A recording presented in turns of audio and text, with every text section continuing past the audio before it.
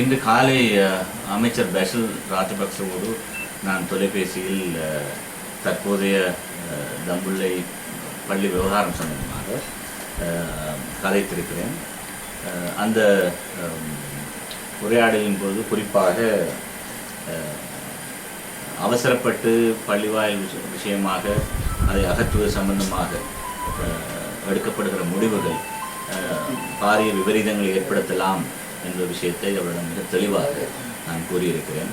எனவே இது சம்பந்தமாக நிதானமாக அரசாங்கத்தில் இருக்கிற அமைச்சர்களோடும் முஸ்லிம் உலமாக்கள் மற்றவர்களோடும் கலந்து பேசி ஒரு கூட்டான முடிவுக்கு வருவது தான் உசிதமாக இருக்கும் என்பதை பற்றி நான் மிக தெளிவாக குறிப்பிட்டிருக்கிறேன்.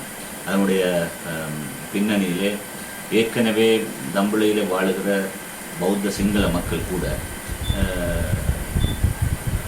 அதில் பெரும்பாலானோர் இந்த விவகாரத்தில் அவசியமற்ற விதத்தில் அடாவடித்தனமும் அச்சுறுத்தலும் சம்பந்தப்பட்டிருக்கின்ற காரணத்தினால் முஸ்லிம்கள் அந்த இடத்தில் இருந்து அகற்றப்பட வேண்டிய அவசியத்தை குறித்து அவர்களும் மிக தீவிரமாக கேள்வி எழுப்பிக் கொண்டிருக்கிறார்கள். எனவே இந்த பின்னணியிலே தம்புள்ளை பிரதேசத்திலே வாழுகிற தமிழ் முஸ்லிம் குறிப்பாக சிங்கள பௌத்த பெரும்பான்மையின மக்கள் மத்தியில் மிகுந்த கருத்தொருமைப்பாடு நிலவுவதை நான் அவதானிக்கிறேன். இந்த பின்னணியில் அரசாங்கம் அவசரப்பட்டு வெளிச்சக்திகளின் அழுத்தம் காரணமாக ஒரு தீர்மானத்தை எடுப்பது எங்களால் ஏற்றுக்கொள்ளப்பட முடியாத விஷயம் என்பதை மீண்டும் நான் வலியுறுத்துகிறேன். கிழக்கு மாகாண சபை தேர்தல் ஒன்று நடத்தப்படுவதாக இருந்தால் முதலிலே தற்போது இருக்கின்ற முதலமைச்சர் தான் ராஜினாமா செய்வதாக அரசாங்கத்துக்கு அறிவிக்க வேண்டும். அந்த அறிவிப்பு எதையுமே அவர் செய்ததாக நாங்கள் இதுவரையும் கேள்விப்படவில்லை.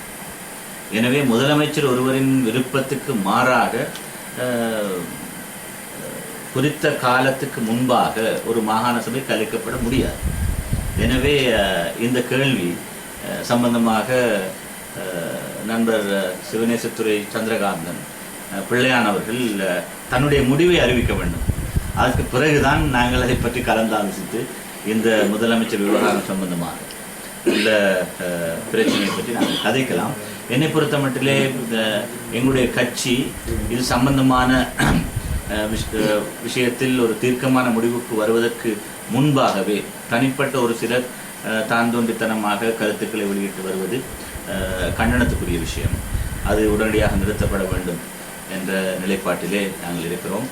அடுத்த சனி அன்று கட்சியுடைய அரசியல் உச்சக்கூடம் கூட இருக்கிறது.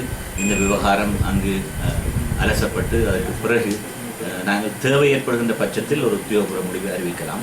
என்னை பொறுத்த மட்டிலே மாகாண சபை கலைக்கப்படும் வரை நாங்கள் இதை பற்றி கதைக்க வேண்டிய அவசியம் இல்லை என்ற நிலைப்பாட்டில் நாங்கள்